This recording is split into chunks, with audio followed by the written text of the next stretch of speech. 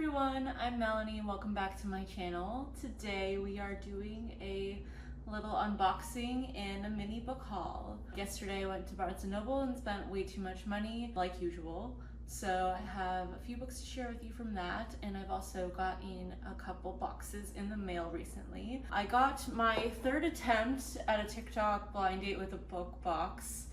The previous two didn't really go well. I just didn't have any interest in the books that were given to me. This one is a fantasy version, so we'll see how it goes. Maybe third time's a charm, but I'm excited to finally open this. And then I have one of my owlcrate book boxes. This is the Books and Goodies box. This is usually their YA version, so I think I know what book is in here, but we'll see what else is in here as well together. So I have my handy dandy mini sting to help me open the boxes, so let's just get started. I think I'll do the blind date with a book box first because I'm most excited for that one, so let's do that. I'll try to give you some close-ups of everything in here as well, because I know I'm a bit far from the camera right now. Okay, I'll let you guys see it first. Oh, it's black. Nothing to see yet, but maybe, oh, here we go. You guys can see it first. I see some stickers, so I'm very excited. Ooh, okay. So we got, ooh, a lot of bookish stickers, and I actually love these. Little plants, one that says bookish, another book one, and then some dragons, which is fun. So put these down here. Oh, we got some hot chocolate, which I will definitely give to Kaylin because I'm lactose intolerant, but that's always nice. Oh, I have some golden eye masks for under eyes, I believe. I actually used these before. They're really nice and refreshing, so big fan. We have some tabs. These are very pretty colors. I do keep these on hand. I don't really annotate my books really a lot, but there have been times where I have wanted them, so I do keep these on hand, so we'll see if they get used. We have some Assam tea, black tea, which I am a big tea fan, so that's nice. And then, ooh, a sea buckthorn facial mask. I'm a big facial mask fan, but it's been a while, so I need to get back on that because it's very nice and refreshing and a nice little thing to do before bed. Never heard of sea buckthorn, so we'll see what that does. Then we get a little reading list, which is nice, a book review, and then a book tracker, which is a little picture that you can fill in, which is cute. And then we have our book.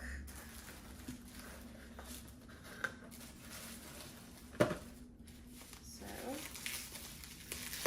to ruin it. Oh, this is very pretty.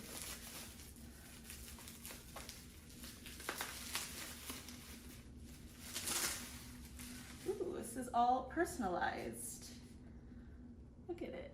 It has my name and everything, which my name on TikTok is a dark corner of the library, so I'm curious how she got it, but she probably figured it out. I'm sure she's used to it by now, but very pretty. I love the artwork on the front as well. And there's a little wax seal and a key and a flower. Very pretty. I don't want to ruin it, so I'll do my best to keep it nice.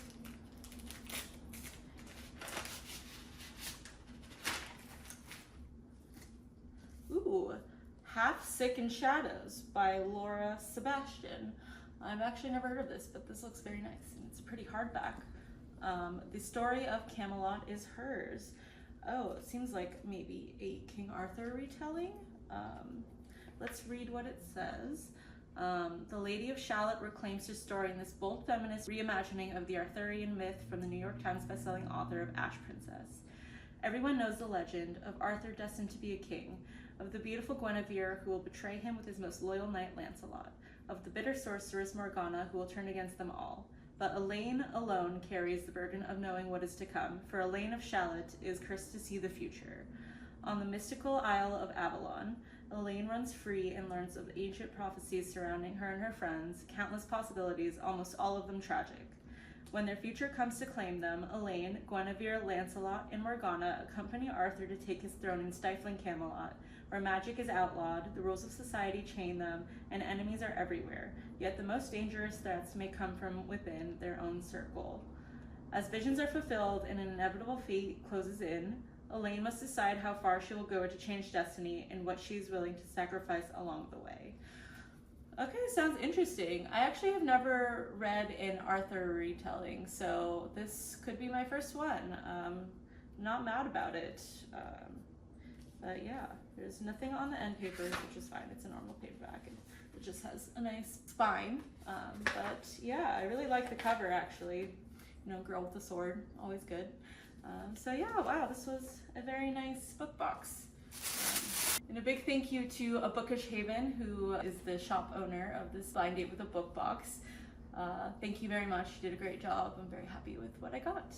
Okay, next we have our owlcrate. This one, I think I know the book, and I'm curious about the book. I believe it's a gothic romance. I think I've actually heard it's Gothic Twilight, so we'll see what the description says. But the theme for this month was Falling for the Shadows. So I'm not gonna read the spoiler warnings. First box we have is pretty big. What is this? It looks like a Lord of the Rings theme. Ooh, it is. Ooh, it's a nice little bowl slash probably teacup. This is very nice, and it is Mordor themed, if you can, oh, upside down, Mordor. Very cool. You have the Eye of Sauron, so that's fun. Wow, this is actually really pretty and intricate. I'll give you a close-up so you can see in more detail, but I've never gotten one of these before, so that's nice. I love like the dishware that come with these, because I actually use those. So this is nice. Next we have our pin, our monthly pin. I forgot what last month's was, but this one is, oh, it's Good Omens, Terry Pratchett and Neil Gaiman. You can see the angel and demon in there. I'll give you a close-up as well. Next we have, what is this? Oh, is it like a, I think it's a water bottle carrier. That's actually cute. I do use a water bottle, but I don't know if I'll ever need a carrier for it. But if I ever need hands-free, at least I know I have something. What is the theme of this? Let me see. Is it Amina? The Hurricane Wars. Okay, this is the Hurricane Wars theme. So I haven't read that yet, but the colors make sense. So we have that. And then we have this. Everything comes with the price. Oh, it's a mirror. That's nice. Little mirror. I don't want to have the light shine directly at you because that would be mean. But kind of a pocket mirror. Only blood can rewrite blood. Very pretty. A lot of tarot deck cards. This is inspired by evocation. So that's fun. It's a little keychain as well. And then I think last goodie in this box is it's a bottle opener. That's really nice. It's very pretty. It's like a key with a heart at the end. This is inspired by One Dark Window, which I have read, so that's fun. That makes sense, keys.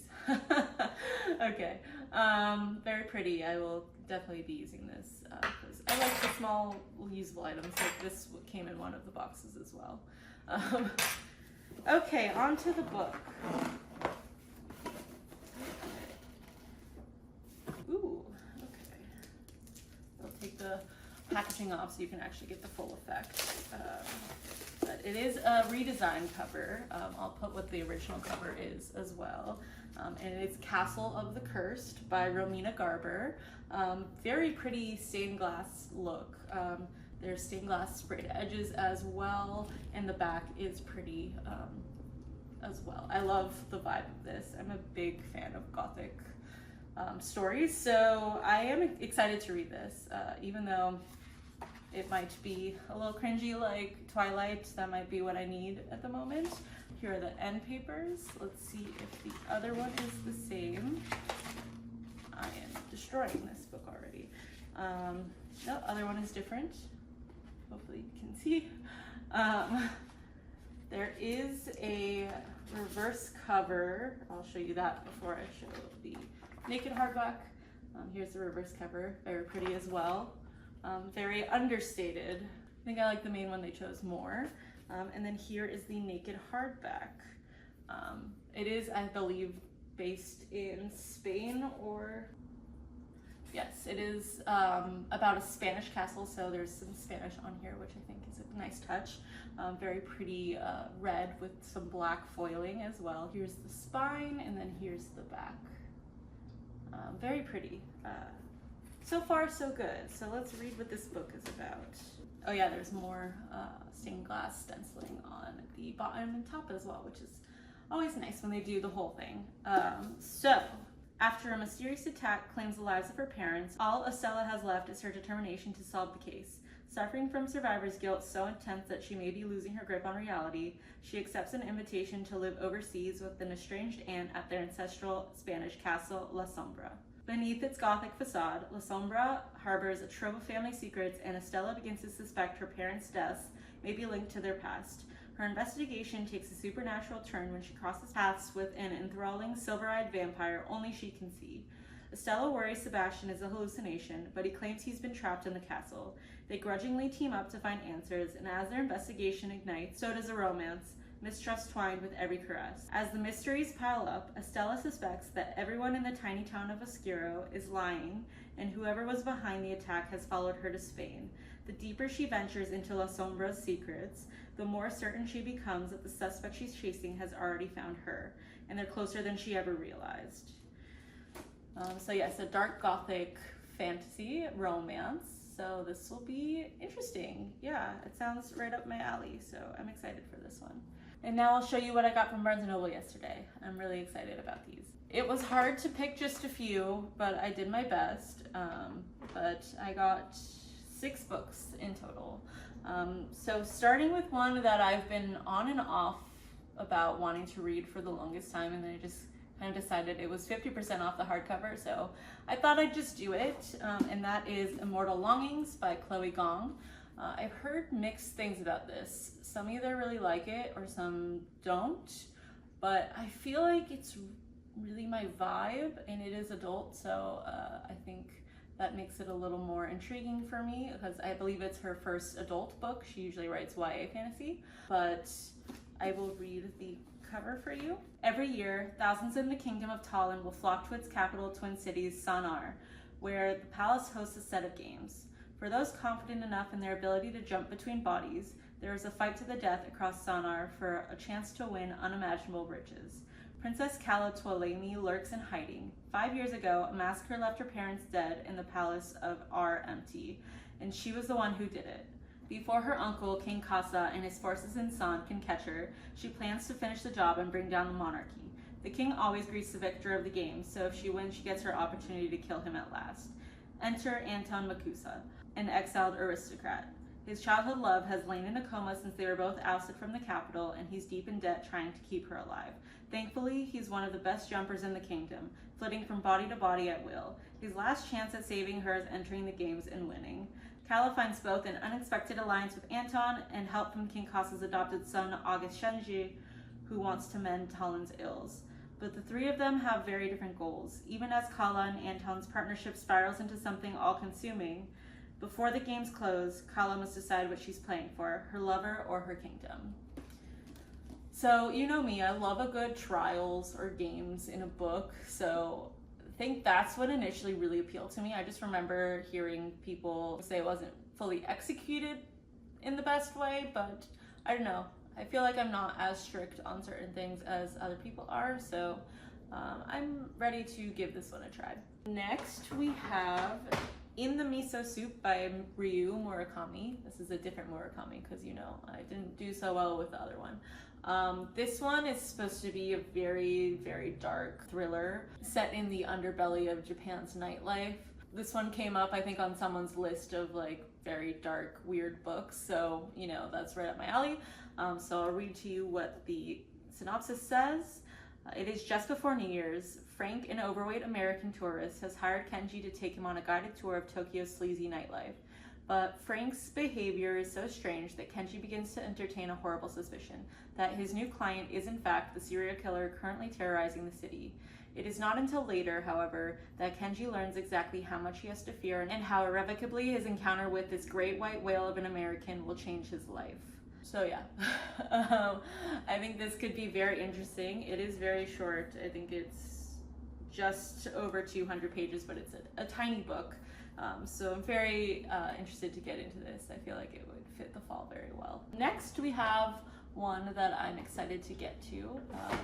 It is Galapagos by Kurt Vonnegut. As I've said, I am a big Kurt Vonnegut fan, but I've only read, I think, 2 books by him, and I want to kind of go through his entire catalog. And this one sounds very entertaining, so I thought I would go here next. I will read the back. Galapagos takes the reader back 1 million years to AD 1986. A simple vacation cruise suddenly becomes an evolutionary journey. Thanks to an apocalypse, a small group of survivors stranded on the Galapagos Islands are about to become the progenitors of a brave, new, and totally different human race. In this inimitable novel, America's master satirist looks at our world and shows us all that is sadly, madly awry and all that is worth saving. I just love how he writes, and the humor and the satire, obviously. I think he's just a very fun read, and so I'm excited to get to this finally. Next is a pick for my Read Around the World Female Authors Challenge, and for Spain, and that is Boulder by Eva Balthazar. I've heard really great things about this one. A lot of YouTubers that I follow like this and want to read more from her, so I'm very intrigued. So it's short, so you know I'm always a fan of short books, so this will be my pick for Spain. So I'll read the back.